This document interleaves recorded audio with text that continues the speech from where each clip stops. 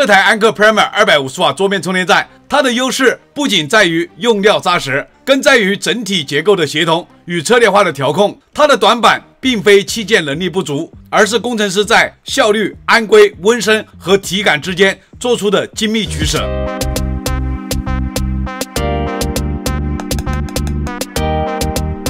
各位朋友，大家好啊！前一集我们已经把这台安克 Premier 250瓦的性能摸了个底，多口功率分配聪明，文波压得极干净，也暴露了 PFC 在220伏下偏弱的这些现象。外表的测试数据只是冰山一角，它为什么能在110伏下轻松跑进1的功率因素？为什么240瓦输出会在半小时后被温度逼停？这些答案全部藏在这个机身内部的架构和用料里面。这一集我们要看看安克在这台旗舰桌面电源里面到底下了多深的功夫，又有哪些地方为了全球市场和认证策略做出了怎样的取舍？准备好了吗？接下来我们就用螺丝刀和显微镜把这台被粉丝催更已久的250瓦猛兽一层层解构到底。拆解之前，我已经对这个充电站的系统已经把它升到最新的系统，而且 C1 口和 C2 口我已经关闭掉了 UFCS 和 SCP 的协议。我们再来看一下它对荣耀手机的兼容性的情况，而且更新系统以后，它的12伏的 PD 档位也可以进行打开，这是咱们测试篇的时候没有测试到的一些数据，我们这一期补上。首先我们来看一下荣耀100的100瓦 PBS 能不能启动。启动了 Max 100瓦的标识啊，极速充电，真实功率可以跑到73瓦左右的真实功率，最高功率，这是峰值功率啊。我们再来看一下 vivo 的100瓦的 PBS 啊，快充标识，超快充电已经开启，真实功率可以跑到78瓦的样子，这就是 PBS 100瓦的功率。确实升级了系统以后，大家可以在自定义设置里面自己调整一下快充协议，就可以兼容荣耀的100瓦和蓝厂的100瓦 PBS 啊。我们现在就是对这个安克250瓦桌面充电器做全面的拆解了啊。首先就是这根电源线，线材的线身上面写的线芯是2乘 0.75， 我们把它剪开看一下，确实是用的 0.75 平方的纯铜的铜丝，交流线用 0.75 的线，对于这个250瓦的功率来说完全是够用的啊。现在就是大家最关心的这个充电站本体的一个拆解，我把底部的缓震胶垫撕下来看，这上面是没有螺丝的。我们把这个面板撬开看一下，上面也没有螺丝，而且这个充电站前后的缝隙都是严丝合缝的，没有看到任何缝隙啊。我们直接用切割机直接给它切开吧。切了半天了，终于把这个盖子给它切开了。切开以后还是把这个板子拿不出来啊，看来只有把这个底部的盖子直接给它掀掉了啊。终于把它底盖给它切开了，我手上切的全部都是黑色的粉末。切开以后，我们用撬棒慢慢的把主板模块往后面推，然后显示屏的排线就自己断开了，还有一根红色的排线也要把它断开，不然要扯断。顺利的把这个主板给拿出来。控制旋钮是一个单独的模块，安装在壳体上面，屏幕和主板之间打有散热硅胶，还有散热硅脂贴贴在上面的。看来这块屏幕是直接贴在这个框架上面的。然后主板模块上面，我们可以看到这里有一根天线，我们把它撬开，用胶水粘在这个板子的边缘上。A 口是一块独立的 PCB，4个 C 口为一块独立的 PCB。整个充电模块被2块黄铜板把它包裹，内部还灌了散热硅胶。主板的背面同样的是被灌满了散热的硅胶，这是我取下来的内部的散热硅胶。内部的黄铜散热片靠主板这一面有麦拉片，还有耐高温的绝缘胶带，这个就是取下来的 WiFi 天线。这里还有一张符合石墨导热贴，外面用耐高温的绝缘胶带进行包裹。EMI 部分还有一块小板。这一整个充电站的模块由4块 PCB 构成，交流插座上面有麦拉片加陶瓷纤维隔热棉，进行绝缘加隔热处理。整天桥侧面有一个黄铜板，不知道是不是做散热用的。供膜电杆和滤波电杆中间全部打了白胶进行固定。2个 A 口底部，这个应该是防静电海绵啊。4颗协议芯片上面都打了胶的。2颗 NTC 热敏电阻，用于充电站内部的温度检测。再来看壳体上面，底部壳体紫铜、石墨复合导热贴，顶部壳体上面也有，侧面壳体上面也有，这个是导热效率非常高的一种导热贴。从这个拆解来看，这个充电站它的结构做工和电路细节做的是很到位的。内部电路怎么样？我给大家展示一下这个模块，然后再把它全部打散，再来给大家介绍内部的电路及元器件使用的情况。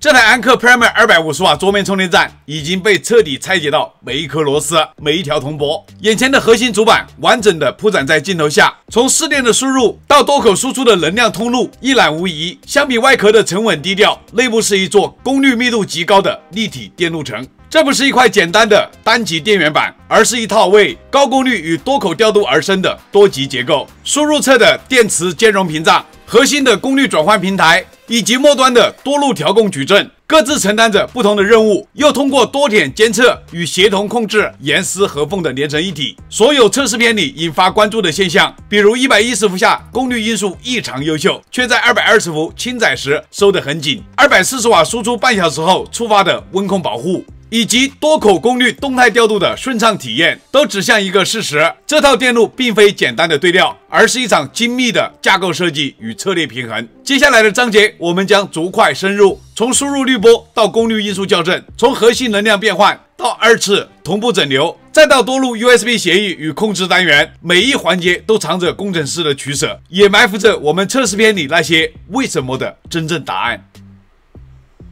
我们先从整机的第一道关口 EMI 电路开始，这是整台充电站抵御电网干扰、保证稳定供电的前哨站。东莞贝特电子出品的936系列 6.3 安250伏慢容保险师，它负责保护后续所有的电路安全。贝特电子1998年成立，深耕过流保护元件。接着，东莞晨曦电子的安硅 X2 电容开始发挥作用，第一颗 0.33 微法电容配合第一级扰线式共膜电感，形成初级滤波。第二组2颗 0.33 微法电容再配合第二级扰线式共膜电感，强化滤波效果，大幅抑制擦膜与共膜干扰。晨曦电子2014年成立，专注安硅电容和薄膜电容。2颗 2.2 微法450伏薄膜电容进一步吸收尖峰电压和残余高频噪声，而环形滤波电感负责平滑电流，保证送往整流单元的电压干净稳定。江苏扬杰电子1508整流扁桥，把交流电整成高压脉动直流，为后续 PFC 升压提供基础。扬杰电子2006年成立，是国内知名的功率二极管与整流器厂商。台湾智微科技 LX80M 6安1000伏贴片式整流软桥3颗，承担分流任务，降低主整流桥的发热压力。智微科技1994年成立，专注功率整流器和高频软桥领域。这一套2级共膜环形滤波加多桥整流的组合，在抗 EMI 干扰、浪涌吸收和高压整流方面都达到了国际安规的高标准，也为后续功率因素校正和能量转换打下了干净稳定的电源基础。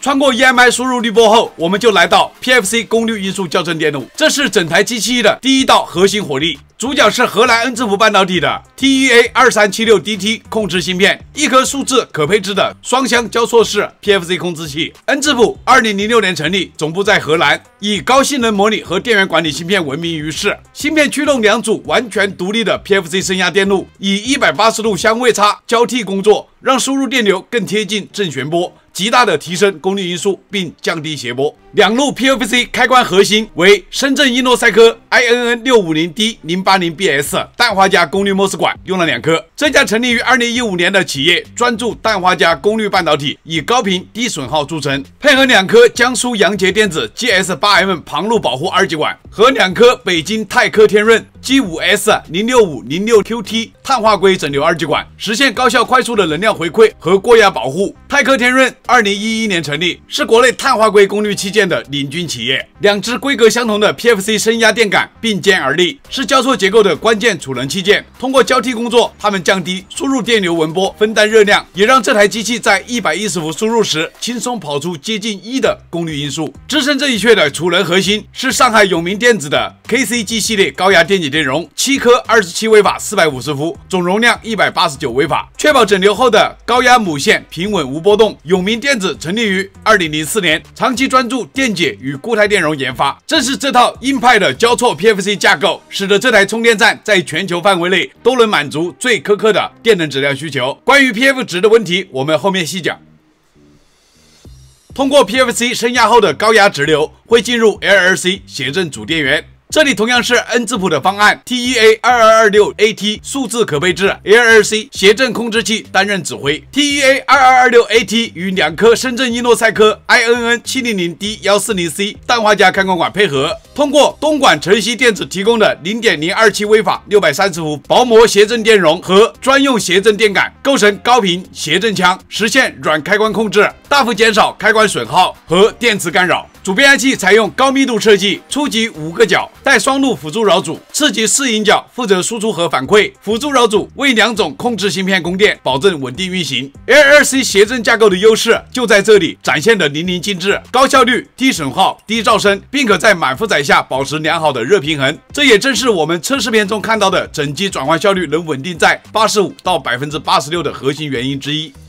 降压后的高频交流电在主变压器次级输出后进入隔离与同步整流电路。隔离环节中，四川特瑞良科技的 Y1471K 和 Y1331K 陶瓷安规电容构成初次级的安全隔离，并卸放共谋干扰。特瑞祥2014年成立，专注陶瓷安规电容与安规保护元器件。反馈控制由台湾兆龙科技 CT1018 光电耦合器完成，保证高压侧与低压侧的电气隔离与信号精准传递。兆龙科技长期深耕光耦及传感器件。同步整流部分由荷兰恩智浦的 TEA2095 控制器驱动美国 AOS 万代半导体的2颗66908 NMOS 开关管工作。AOS 万代2000年成立，总部位于美国加州硅谷，以高性能功率 MOS 闻名。配合上海有名电子 VPT 系列固态电容，3颗560微法35伏和3颗330微法35伏，总容量达到2670微法，提供超低等效串联电阻和大电流承受能力，极大降低输出纹波。这也是测试片中6个充电口最高纹波没有超过70毫伏的根本保障。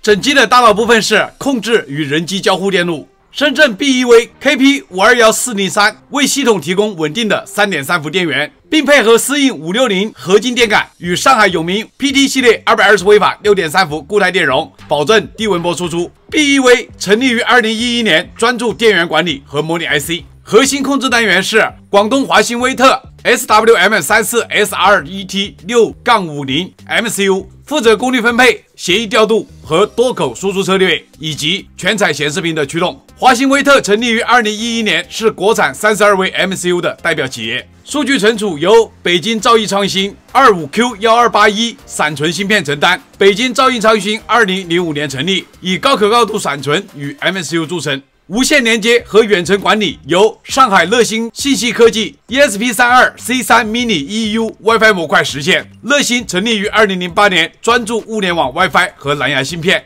这个就是配合 WiFi 模组使用的 WiFi 天线。配合全彩显示屏和旋钮按键，为用户提供直观的功率信息显示与操作交互体验。这一整套控制系统使得这台充电站可以实现多口功率动态调度、不间断连接以及远程固件升级，保证整机在长时间高功率输出下的安全与稳定。最后来到6口输出与协议控制电路，每个 C 口的充电口都由珠海智荣科技 SW3566S 协议芯片独立控制。智荣科技成立于2014年，是国内领先的快充协议芯片厂商，它负责识别 USB PD 3.1、PBS 及各大品牌私有协议，并适时调节电压电流，实现多设备的快充精准控制。4个 Type-C 口都是独立的 SW3566S，2个 A 口共用1颗 SW3566S。功率转换部分，5颗思应100的合金电感和多达12颗美国万代半导体的66406 NMOS 开关管构建5路高效同步降压电路，为每一路输出提供稳定的电压和电流。输出滤波方面，上海有名 PT 系列固态电容密集分布 ，A 口2路配置220微法35伏2颗，加150微法25伏1颗，4个 Type-C 口合计使用8颗，4颗220微法，4颗100微法，耐压都是35伏。再配合大量的 MLCC， 实现极低的纹波输出。2路 A 口还各自配备北京盛邦威 SGM8199A2 电流检测芯片，与 R003 取样电阻配合，适时监测输出电流，保证过流保护和精确功率分配。盛邦威2007年成立，是国产模拟信号链 IC 的大表。每个充电口的 V-Bus 输出由思应7408的未知厂家 NMOS 开关管负责快速通断与热拔插保护。这个不知名的器件更像是工程师在不影响性能的前提下做出的成本优化。这一套多路独立控制与高效降压架构，是整机实现多口同时满功率输出、动态分配，并保持6口文波不超过70毫伏的关键所在。把这台安克 Premier 250瓦桌面充电站彻底拆开之后，它的电路肌肉和设计取舍可以看得更透。下面我们把它的优点和取舍逐一讲清。首先是旗舰级架构与高效控制，核心是双相交错 PFC 加 LLC 谐振2级供电，前级由 N 字谱的双相交错 PFC 控制器，配合伊诺赛科的氮化镓功率 MOS 和泰科天润的碳化硅2极管，把市电整得又干净又高效。后级再由 N 字谱的数字 LLC 控制器驱动的谐振变换，实现高密度、低损耗的能量输出。这样的组合不仅让整机的转换效率稳定在85以上，也让6口同时输出时依然能维持极低的文波表现。这在250瓦桌面电源里面是旗舰级的存在。第二就是多口协议与动态调度的硬实力，6路独立的智荣协议芯片配合 A 口独立的盛邦威电流检测芯片，使每一个 USB 口都能精确识别和控制不同设备的快充需求。多口同时工作时的不断联体验也是非常的顺滑，无论是笔记本的动态负载，还是多台手机平板一起上阵，这台充电站都能智能分配功率，充分的展现顶级桌面充电站应有的控制深度。第三就是用料扎实且安规冗余到位，从双级 EMI 滤波到全高压电解与固态滤波，到同步整流和多重光偶隔离，每一个环节都经过安规认证并留有余量，不仅在全球主流市场的安规标准下都能游刃有余，也为长时间满功率运行提供了可靠的硬件保障。当然，再优秀的设计也有取舍。第一项取舍就是功率因素策略。在我们前面测试的110伏输入下，100瓦就能轻松跑到 0.95 的功率因素，而220伏轻载时却只有 0.7， 240瓦满载也就 0.92。这个并不是技术短板，而是工程师有意的调教。为了满足北美等地低压市场严格的能效规范，他们让 PFC 在110伏低压下双箱全力拉满，而在220伏轻载时则主动关闭一箱或者是降低开关频率，换取更低的待机损耗和更轻松的 EMI 表现。这是一种全球化设计思路下的能效策略，但对国内220伏环境而言 ，PF 值表现就显得保守。第二项取舍就是散热方案的两难，内部大面积灌封导热胶，主板上下叠加黄铜片加麦蜡片隔离，外壳内贴有紫铜加石墨烯的复合散热贴。这套组合可以提高结构强度并降低电磁噪声，但热量在最后1公里传导上被多层绝缘和胶体阻断，结果就是240瓦高负载下约30分钟热量就累积到触发温控保护。如果换成导热更强的紫铜板，确实能延长输出时间，但是这会让壳体的表面温度进一步升高，手感可能从温热会变成烫手，这就是典型的性能与体感之间的权衡。结合以上来看，这台安克 Premier 250瓦桌面充电站，它的优势不仅在于用料扎实，更在于整体结构的协同与策略化的调控。它的短板并非器件能力不足，而是工程师在效率、安规、温升和体感之间做出的精密取舍。我们从外到内，从数据到电路，把安克 Premier 250瓦的桌面充电站完整的剖析了一遍。测试阶段，它展现了旗舰级桌面电源该有的硬功，6口协议识别，经过升级以后，现在是识别广泛，多口同时输出不断连，240瓦拉载能稳定运行半个小时，200瓦可以长时间满功率，165瓦更是长效无压力，文波控制干净利落，6口最高不超过70毫伏，转换效率在110和220伏下都保持在85以上，这些都证明它的输出能力和电能品质足够硬核。现在的拆解环节则揭开了这些表象背后的工程逻辑。它采用的是双相交错 PFC 加 LLC 谐振2级架构，配合 N 字谱的数字控制芯片、英诺赛科的氮化镓器件以及泰科天润的碳化硅器件，构成高效能量转换核心。多口输出由智荣协议芯片、盛邦微电流检测和 AOS 同步降压 MOS 构成，建构了极低的文波和多路快充系统，同步整流、光偶隔离、大容量固态滤波等细节，把可靠性和安规冗余拉到了高水平。如果你正打算给桌面找一台多口大功率充电站，这台安克 Premier 250瓦的整体表现可以说是旗舰水准，6个接口同时充电毫不费力，200瓦的长时间输出也能稳稳的顶住，平时用来给笔记本、平板、手机一起充电完全是够了啊。不过有2点你要提前了解，功率因素策略，国内220伏环境下它会偏低一些，但是这并不影响使用和安全。还有一个就是散热的取舍，240瓦满功率连续工作半小时就会触发温控保护，这种表现日常多设备办公充电没有问题，只是想长时间满功率充240瓦，需要注意它可能提前降功率啊。只要了解了这2点特性，就能安心选购，不会有意外的惊讶。综合来看，这台250瓦桌边充电站是面向全球市场的旗舰工程作品，它用顶级的电路架构和严谨的设计逻辑，实现了高功率、多口调度和极低文波，同时也以深思熟虑的功率因素控制和散热策略，完成了对安规、能效、用户体验的平衡。测试为了了解，才是为真相，认真测猜，客观输出。我是离火车斋，非常感谢各位老铁们一直以来的支持和鼓励，有你们的陪伴，才有我一直猜下去的动力。这期视频谢谢大家观看，咱们下期视频再见。